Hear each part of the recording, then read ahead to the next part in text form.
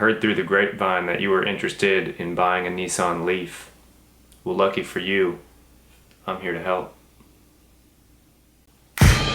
So, real quick, I'm going to take you guys through all the different models of the Leafs. I made this comparison chart here to help you guys out. You're welcome, and hopefully it's helpful. So when you are looking for a Nissan Leaf for a donor car for a conversion, there's a few things that you need to look into. First of all, you got to consider what kind of range you want, and you also got to consider what kind of power you want. The different models of Leafs had different size battery packs. The other thing that they changed throughout the model years is the inverter. The first gen Leafs had an 80 kilowatt inverter that put out only a little over 100 horsepower. The newest model of the Nissan Leaf, the 2025, has up to a 160 kilowatt inverter for the Plus models, which puts out like 214 horsepower and 250 foot-pounds of torque. So that's the one that I'm looking for, but depending on what kind of build you're going for, if you just want a chill cruiser car to take around town, you can get a much better deal on a Leaf that's a little older or just is not a Plus model, and you can save some money if you don't need the performance. But let's go ahead and check out all the differences. I made a little chart, so hopefully this will be helpful if you are trying to determine which model of Leaf you're looking for.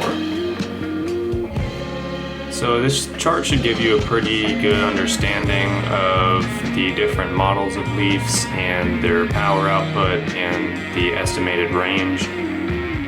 The gist of it is that the 2010 through 2017 Leaf had about 110 horsepower with the 80 kilowatt inverter, and it either had a 24 kilowatt hour or 30 kilowatt hour battery pack. Those were the two battery pack sizes up until 2017 that were available.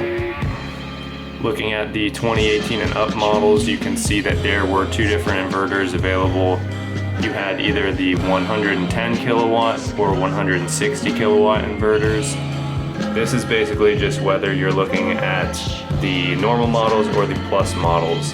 So for the normal models, there's the S and the SV, and for the Plus models, you have the S Plus, SV Plus, and SL Plus. Really, the only difference is that the S is just the basic model. The SV adds some convenience and tech features, and then the SL adds leather and a Bose audio system. So personally, I don't care about any of that stuff since I'm just using all of the components from the drivetrain. So I was just looking for a 2018 and up Plus model. I don't care about if it's a S Plus, SV Plus, or SL Plus. All I care about is that it is a Plus model, which has the 160 kilowatt inverter and the 60 kilowatt hour battery pack.